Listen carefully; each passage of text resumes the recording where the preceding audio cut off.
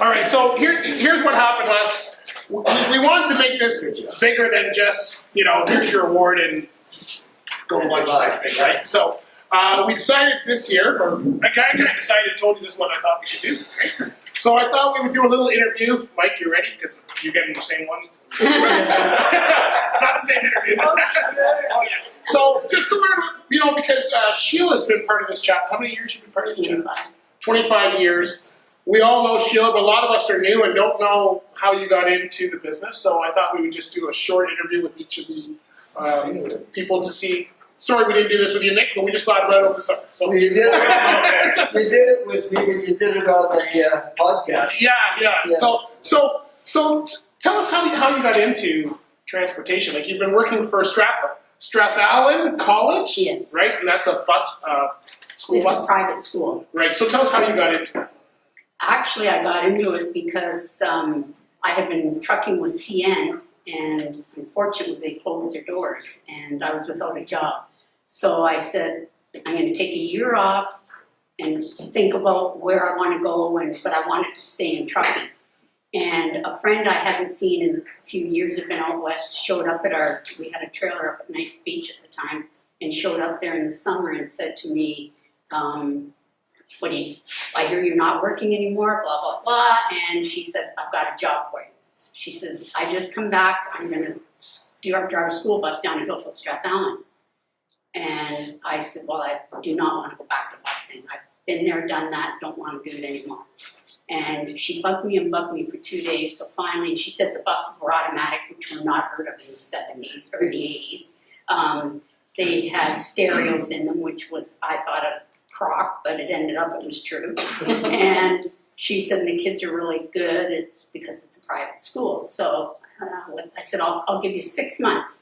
You get friends going in that, and I'm gone. I'm going back trucking. And that was 6 months. She was gone, and I was still there until. You didn't she didn't bring you that message to quit. No. So you've had a successful career. So you're a driver, then you went into safety and all that. So what's one of the focuses when you go into safety? Do you have a goal? We all have a goal of being the boss, but do you have a goal of being the best safety person? Like what's your focus? How do you know? We've got a lot of safety people in the room. Well, how do they know what to focus on? In '72, I was in a really serious accident, and I was driving a cab at the time, helping my husband's uncle out, and he owned a yellow cab. And I said I would do it again, another job I would do only for a few weeks, which I ended up only doing for a few weeks because I got in this bad accident. And I was hit by 2 trucks. The whole intersection of Wellington and,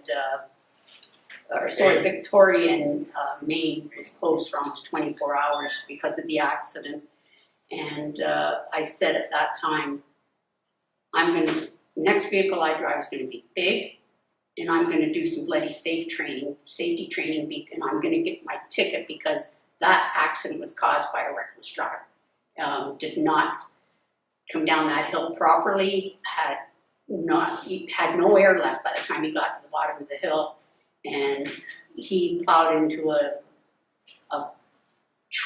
dump truck, a city truck with the sand and the blade and all that, and everything just kept hitting me, and then I started bouncing off other vehicles. And that's when I said, safety is going to be my priority. I'm going to get my tickets and do everything I can to make it safe on the road. So you have a real passion for what you're doing, which is probably why you're so successful. Yeah, I believe so. Yeah. So what was the biggest challenge you had as safety?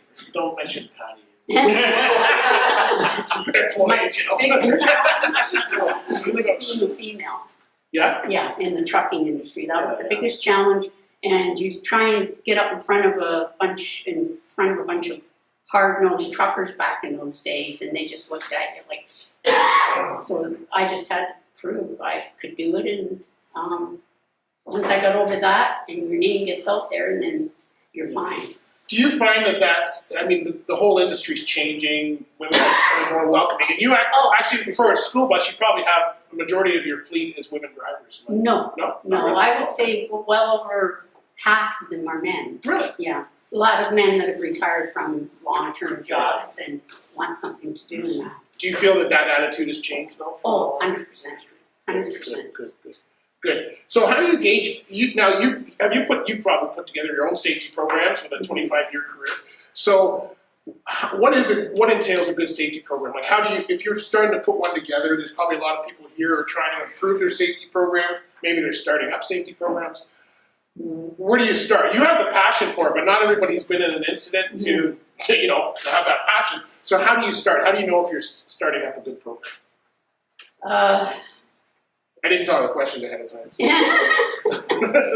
You learn from right and wrong. I had a lot of help here in the council. If I had a question or I wanted to get some, like we didn't have the computers back in those days and all that. The Google, let's Google this and Google that. And so Brad was a lot of my resources, and before him, Dave, and then the group here. If I needed some kind of information, pick up the phone and call a number of them. So that was a lot of it. I think personal development is super. Oh, absolutely. You've got to come out to these, and I know there's a lot of people here in the chapter who, come out regularly. And once you come out regularly, you start finding the value of the chapter. Do you suggest any other personal development? Is there anything reading? Is there safety guides? You read at night right before bed or something. Yeah, there is now. Like I say, with the computers and that, there's so much safety stuff online. And then with being in the busing end, there's a lot of resources with the Ontario School Bus Association and groups like that will help you with anything. So what's a good tip to if you had one tip to offer all the safety people in here for their success, what would you tell them? Don't give up. That's a good one. Yeah. And that's probably a really important one, right? Because we all have fleets or work with fleets. The drivers backlash all the time. It's a constant struggle, right? For sure. Great. Well, thank you so much. Is there any questions from the audience for Sheila? We'll take maybe a couple. Is there any audience? Anybody want to ask Sheila something? You are all wired together. Yes, I am. Before this most recent business, so any comments on your body wiring? And I'm not talking electrical wiring, I'm talking putting together. When I was in that accident, they said That was a collision, by the way. Yes. It wasn't an accident. That's something I keep forgetting to use. Thank you.